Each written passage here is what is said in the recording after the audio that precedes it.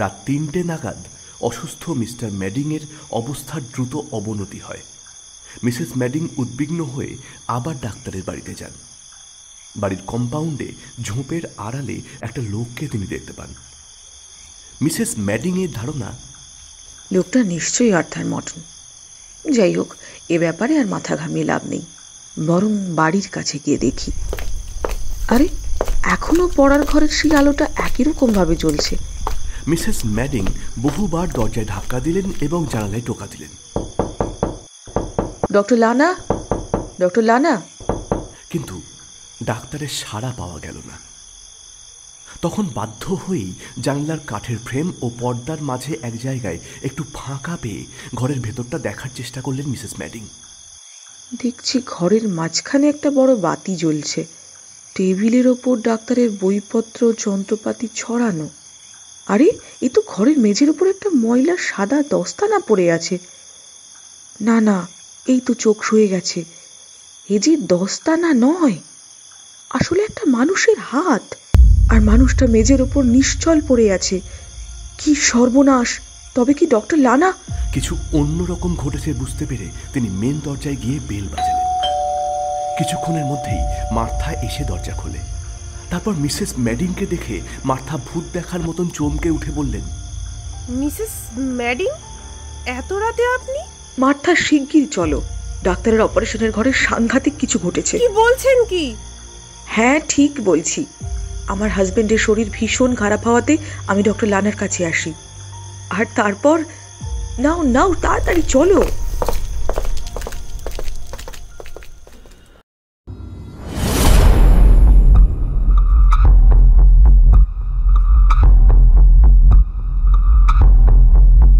আজ আপনারা শুনবেন আর্থার কোনান ডয়েলের লেখা দ্য ব্লক ডক্টর। এই ডক্টর লানা, যদি অভয় দেন তবে একটা প্রশ্ন করতে পারি? শুনি, আপনার প্রশ্নটা কি? এই আপনি এই বিশপস ক্রসিং এ কেন এলেন? এখানে যারা আছে তারাও এই গ্রাম ছেড়ে চলে যেতে চান, কিন্তু আপনি এখানেই এলেন। কই, এই বিশপস ক্রসিং তো খারাপ নয়। চারিদিকে এত সবুজ, এখানে পাখিরা আমাদের ঘুম ভাঙায়, আর আপনাদের মতো আত্মীয় সম মানুষ চারিদিকে। এখানে কোনো ভায়োলেন্স নেই, শুধু শান্তি আর শান্তি। এখানে তো যে কেউ আসতে পারে। কিছুটা ইতস্তত করে রোগী মানুষটি বললেন,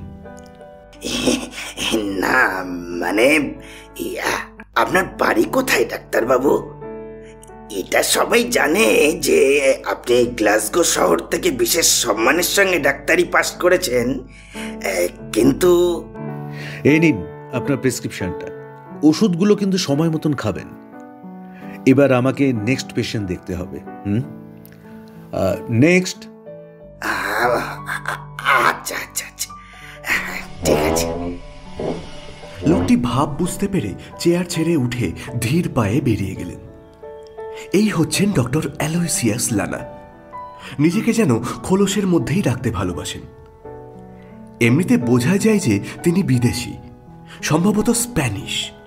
গায়ের রং প্রায় ভারতীয়দের মতো, ফ্যাকাশে ফর্সা নয়। মাথার চুল কালো কুচকুচে, ঘন কালো ভ্রু জোড়ার নিচে ঝকঝকে চোখে বুদ্ধির ছাপ।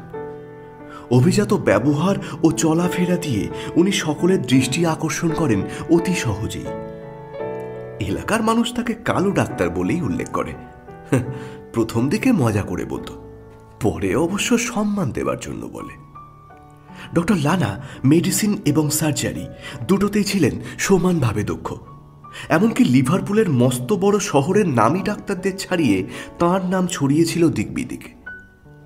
লিভারপুলের এক লর্ডের ছেলেকে অপারেশন করে সারিয়ে দেন। ফলে ডক্টর লানা প্রায় ভগবানের পরে স্থান পেয়ে যান। তাকে দেখতে খুবই সুন্দর ছিল, আর ব্যবহারও এত বিনীত যে আপামর জনগণ তাকে পছন্দ করত। কিছু মানুষ ছাড়া আর কেউ তার বংশ পরিচয় নিয়ে মাথা ঘামাত না। তবুও ডক্টর লানার বিরুদ্ধে সবাইয়ের একটাই অভিযোগ ছিল, তিনি বিয়ে করছেন না কেন। তার ভালো পসার, অনেক ধন সম্পত্তির মালিক হয়েছেন। ডক্টর লানার বাড়িটাও দেখবার মতো। নিরুৎসাহিত ডক্টর লানার কাছে বিয়ের সম্বন্ধ কম আসেনি। উনি সেগুলো সযত্নে এড়িয়ে গেছেন। অবশ্য শেষ পর্যন্ত উনি হার মানলেন। লি হল নামে একটা বাড়ির মেয়ে মিস ফ্রান্সিস মর্টনের সঙ্গে ডক্টর লানার বিয়ে ঠিক হয়েছে। বস্তুতই এতে সবাই একটু হকচকিয়ে গেছিল। সবার মনে একটাই জিজ্ঞাসা সৃষ্টি হলো, এটাও কি সম্ভব? বাবা মাহীন ফ্রান্সিস থাকে তার ভাই আর্থারের সঙ্গে। ওদের সম্পত্তির পরিমাণ কম নয়। আর্থারই সম্পত্তি দেখাশুনো করে। ফ্রান্সিসের চেহারায় আভিজাত্য রয়েছে। ডানা কাটা পরি না হলেও ফ্রান্সিসকে সুন্দরী বলা চলে। স্বভাবটা ভারী চমৎকার, নম্র আর সংবেদনশীল।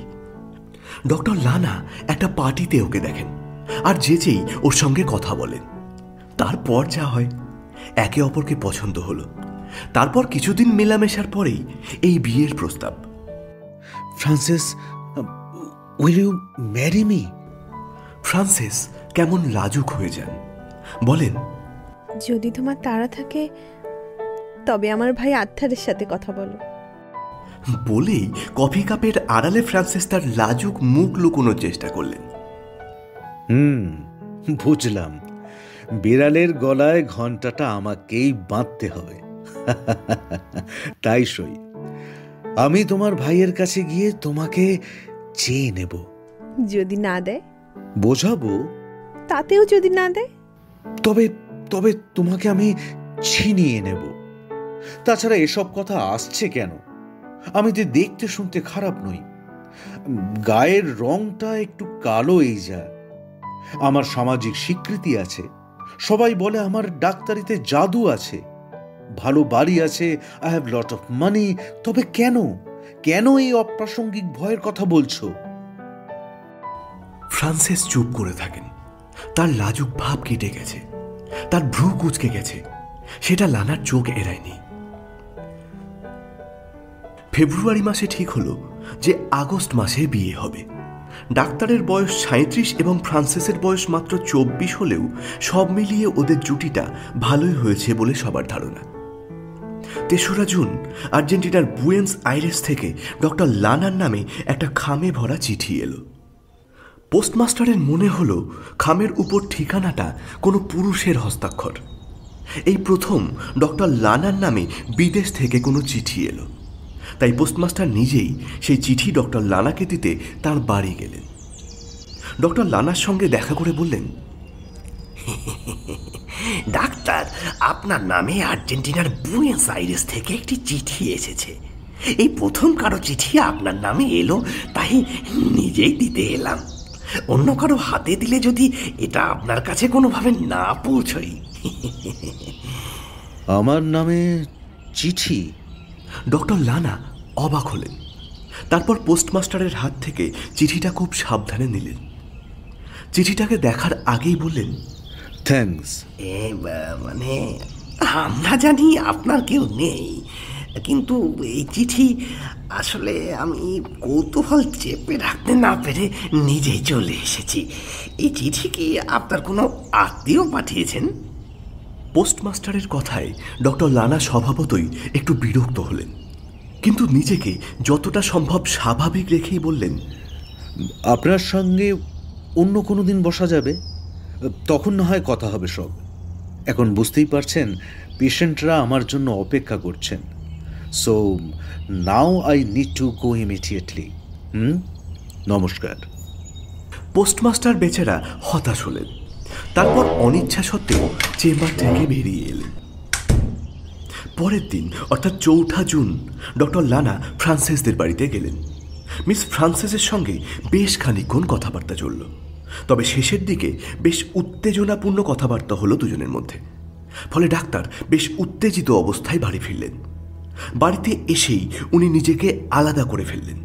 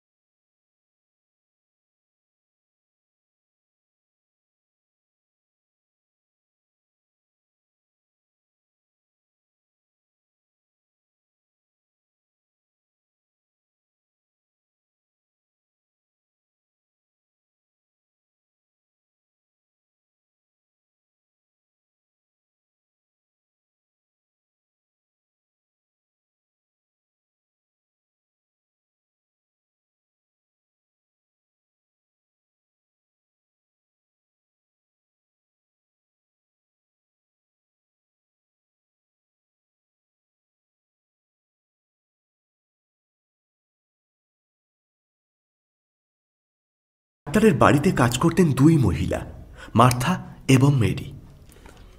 প্রথমজন গৃহস্থালির তত্ত্বাবধান করতেন, আর মেরি ছিল মেইড সার্ভেন্ট। এছাড়াও আরও দুজন ছিলেন, একজন কম্পাউন্ডার এবং একজন ঘোড়াগাড়ির চালক অর্থাৎ কোচওয়ান। দুজনেই থাকতেন বাড়ির কম্পাউন্ডের আউট হাউসে। ডাক্তারের অপারেশন থিয়েটারের পাশেই ছিল তার পড়ার ঘর। অনেক রাত অবধি ডাক্তার সেখানে পড়াশুনো করতেন। অপারেশন থিয়েটারের একটি দরজা ছিল বাইরের দিকে। কেউ এই দরজা দিয়ে যাওয়া আসা করলে বাড়ির লোকে কেউ জানতে পারতেন না। অনেক সময় রাতের দিকে কোনো রোগী এলে তারা বাড়ির মেন গেটে না গিয়ে এই দরজা দিয়েই ডাক্তারের কাছে যেতেন। 21শে জুন রাত 9:30টার সময় মার্থা ডাক্তারের পড়ার ঘরে গিয়ে দেখেন ডাক্তার পড়াশুনোয় ব্যস্ত। স্যার, অনেক রাত হলো, এবারে ঘুমোতে যাওয়া উচিত। হ্যাঁ মার্থা, ঘুমোনো উচিত, কিন্তু সব উচিত কাজ কি সব সময় করা সম্ভব হয়? হয় না। আমার একটু পড়াশোনা না করলেই যে নয়। দেখছো না চারিদিকে কেমন নতুন নতুন রোগের প্রাদুর্ভাব হচ্ছে। সে তো ঠিক আছে, কিন্তু রুগীদের তো আপনিই দেখবেন, আর আপনি অসুস্থ হলে পেশেন্টগুলোর কি অবস্থা হবে একবার ভাবুন। ডাক্তার একটু বিরক্তই হলেন, কিন্তু বিরক্তি চেপে রেখে বললেন, মার্থা, তুমি এখন যাও, আমার সময় হলে আমি শুয়ে পড়ব। Good night Martha. মার্থা নিঃশব্দে মাথা নিচু করে ওখান থেকে বেরিয়ে আসেন। মেরির ঘরে আলো জ্বলতে দেখে মার্থা ঘরে উঁকি মারেন। দেখেন মেরি তখনও কি করছে। মেরি, রাত হলো, এখনো কি কাজ শেষ হয়নি? একমনা মেরি যেন একটু চমকে গেলেন, বললেন, এই হলো বলে। হ্যাঁ, এবার শুয়ে পড়ো, আর যেন তোমার ঘরে আলো জ্বলতে না দেখি। মাথা, আর 2 মিনিট দাও, হাতের কাজটা শেষ করে শুয়ে পড়ছি। হ্যাঁ, তাই করো। Good night. তারপর মার্থা রাত 11:45 পর্যন্ত বাড়ির টুকিটাকি কাজে ব্যস্ত থাকেন। হলঘরের ঘড়িটায় যখন 11টা বাজছে তখন মার্থা নিজের ঘরে যান, তারপর শুয়ে পড়েন। তার 15-20 মিনিট পরে বাড়ির মধ্যে থেকে একটা তীব্র চিৎকার তার কানে আসে।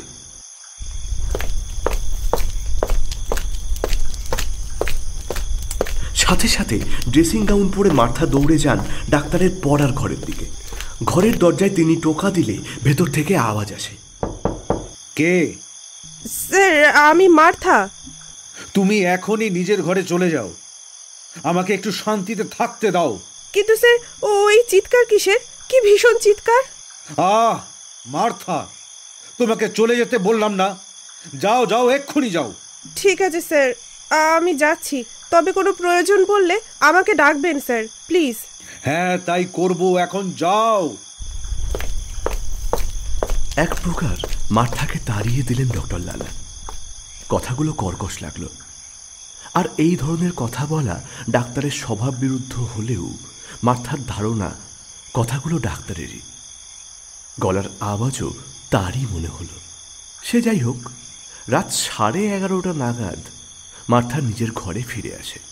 রাত 11টা থেকে 12টার মধ্যে কোনো সময়ে ডাক্তার লানার সঙ্গে দেখা করতে আসেন মিসেস ম্যাডিং। তার স্বামী টাইফয়েডে ভুগছিলেন। ডাক্তার বলেছিলেন রাতের দিকে রোগীর অবস্থাটা তাকে জানিয়ে যেতে। মিসেস ম্যাডিং দেখেন ডাক্তারের ঘরে আলো জ্বলছে। মিসেস ম্যাডিং এবার দরজায় ধাক্কা দেন আর ডাক্তারের নাম ধরে ডাকেন, ডক্টর লানা, ডক্টর লানা।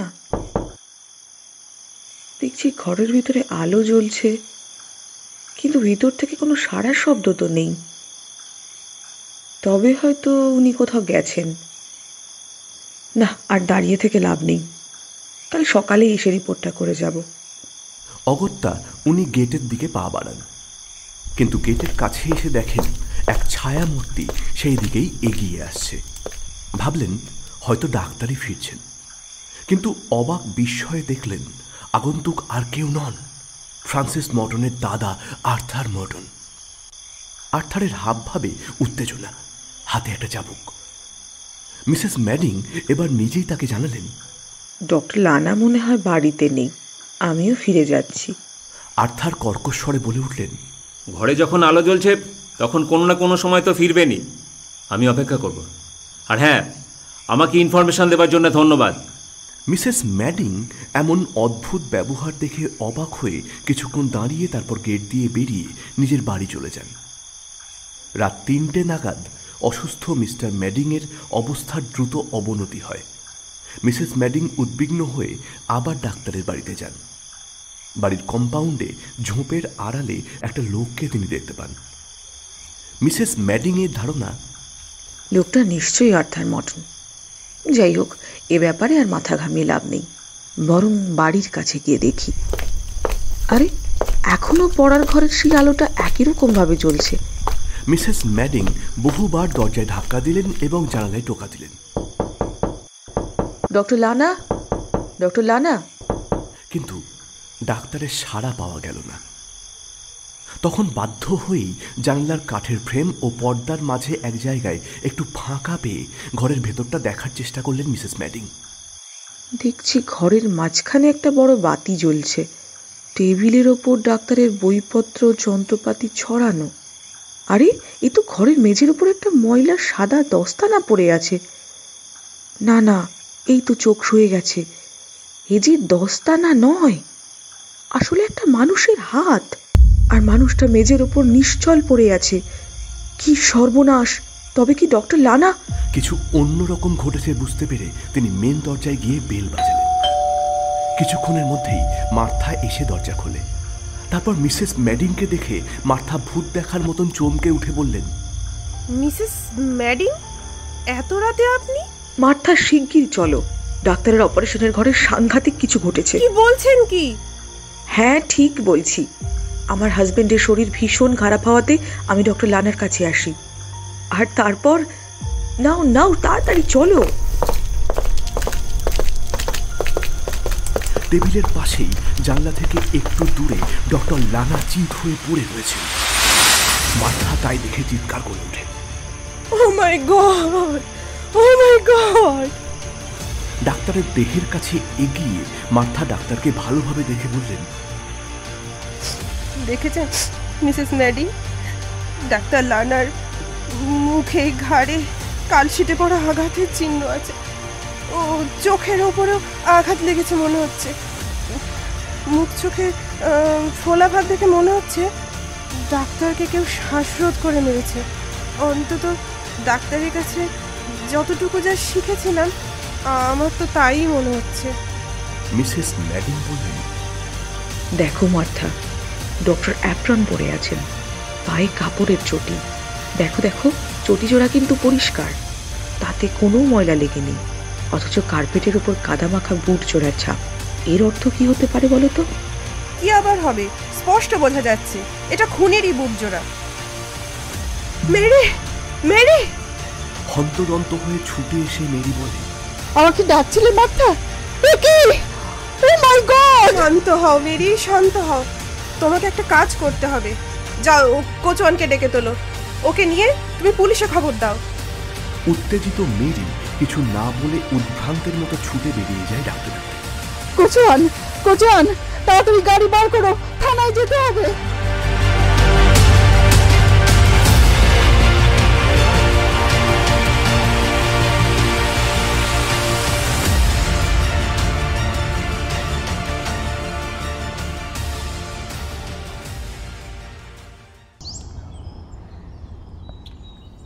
তুমি কিছু জানতে পারোনি?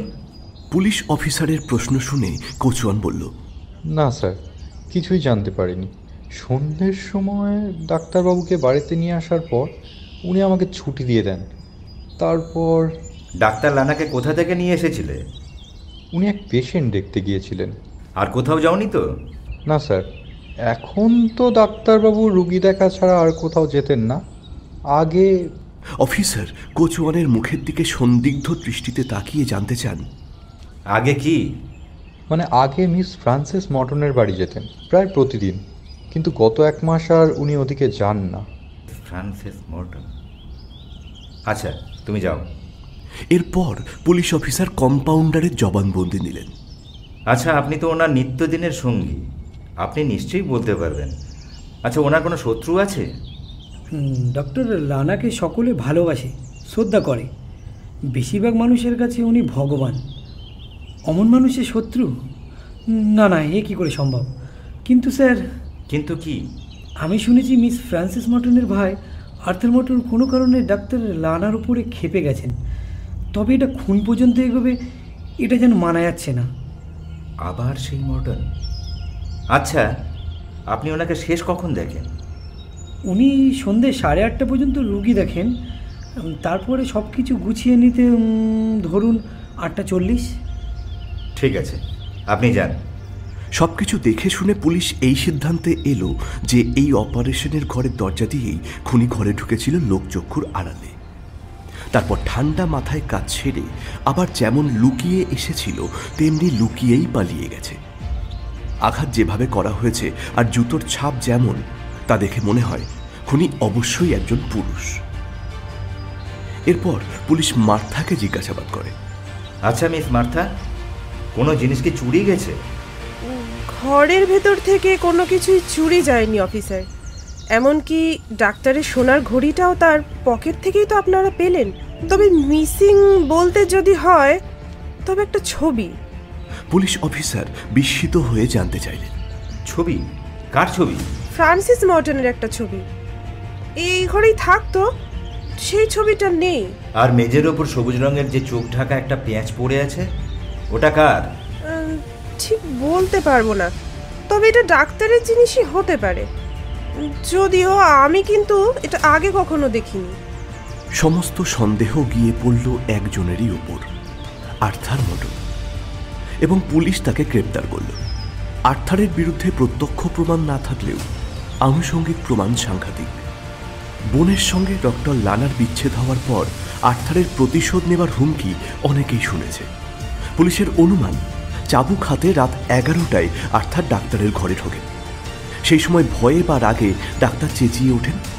মার্থা সেই চিৎকার শুনেছেন।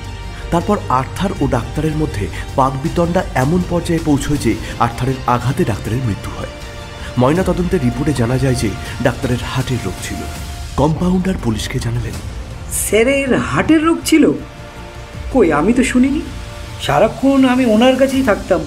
পেশেন্টের কথা বাদ দিয়েও অন্যান্য কথা বলতেন স্যার, অবশ্য মুড ভালো থাকলে বা অন্যান্য কাজের চাপ না থাকলে। হ্যাঁ, হয়তো উনি ওনার রোগের কথা কারোর সাথে শেয়ার করতে চাননি, তবে ওই রোগের কারণেই ওনার মৃত্যুটা নিশ্চিত হয়েছে।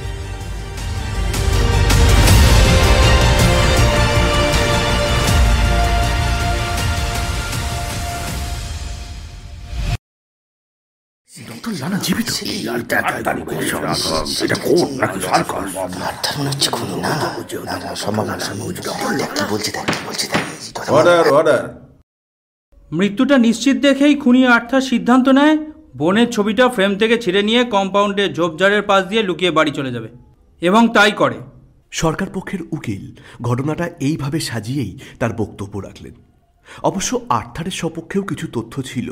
একটু গোঁয়ার ভাব থাকলেও ওর সারল্য ও দিল খোলা স্বভাবের জন্যই সবাই ওকে ভালোবাসত। পুলিশকে এবং আদালতে দাঁড়িয়ে আর্থার একই কথা বলে। ডাক্তারের সঙ্গে পারিবারিক কিছু ব্যাপারে কথা বলার জন্যই ডাক্তারের বাড়ি গিয়েছিলাম। আমার সাথে এক মহিলার দেখা হয়েছিল। ওনার সাথে আমি খুবই রূঢ় ব্যবহার করি, তার জন্য আমি অনুতপ্ত। আমি ডাক্তারকে না পেয়ে কম্পাউন্ডে অপেক্ষা করে শেষে রাত 3টের সময় বাড়ি ফিরে যাই। আমি এক বর্ণ মিথ্যে বা বানিয়ে বলছি না।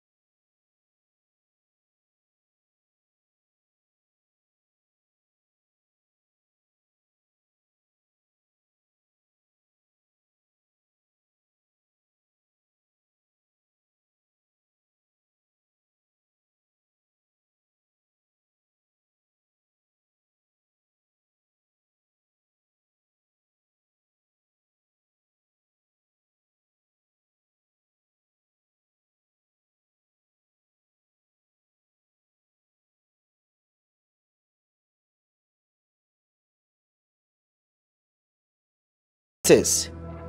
তুমি কি জানো তোমার ভাই ডক্টর লানাকে খুনের অপরাধে অভিযুক্ত, কিন্তু আসলে সে খুনি নয়? জানি। কিভাবে? কেননা ডক্টর লানা মারা যাননি। এই চাঞ্চল্যকর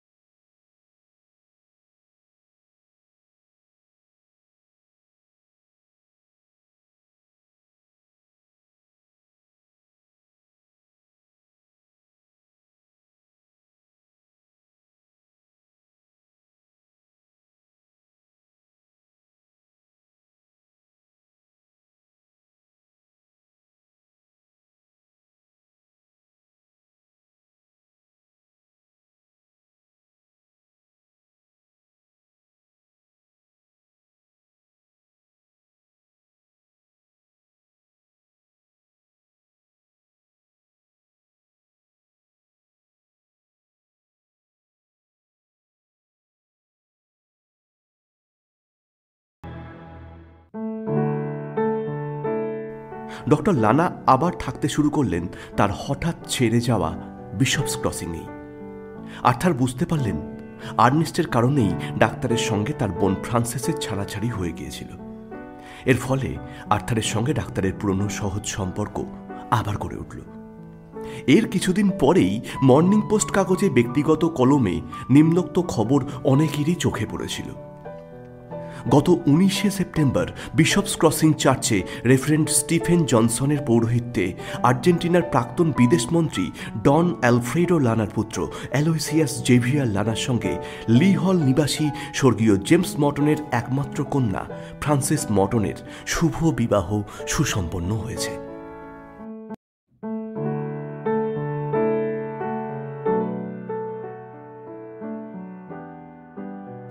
এতক্ষণ আপনারা শুনলেন আর্থার কোনান ডয়েলের the block doctor. Doctor Aloysius লানার চরিত্রে অর্ণব বসু, জনৈক রোগী এবং উকিল মিস্টার হামফ্রির চরিত্রে তমাল কুণ্ডু, মিস ফ্রান্সিস মর্টন সুমনা বিশ্বাস, ফ্রান্সিসের ভাই আর্থার মর্টন অনুপম মুখার্জি, মার্থার চরিত্রে তনিমা রায়, মেরির চরিত্রে জ্যোৎস্না রায়, কম্পাউন্ডারের চরিত্রে এম কে তুহিন, কোচওয়ানের চরিত্রে কুন্তল মুখার্জি, মিসেস ম্যাডিংয়ের চরিত্রে সুমনা কুণ্ডু, সরকার পক্ষের উকিল শ্রমিক চক্রবর্তী, জাজের চরিত্রে সচ্চিদানন্দ বিশ্বাস, পুলিশ অফিসার তাপস ঘোষ এবং পোস্টমাস্টার ও গল্পের কথক আমি মনতোষ বিশ্বাস। আজকের সম্পাদনায় তমাল, পোস্টার ডিজাইন প্রতাপ কুমার বিষয়। আজকের গল্পটির নাট্যরূপ দিয়েছেন তাপস ঘোষ।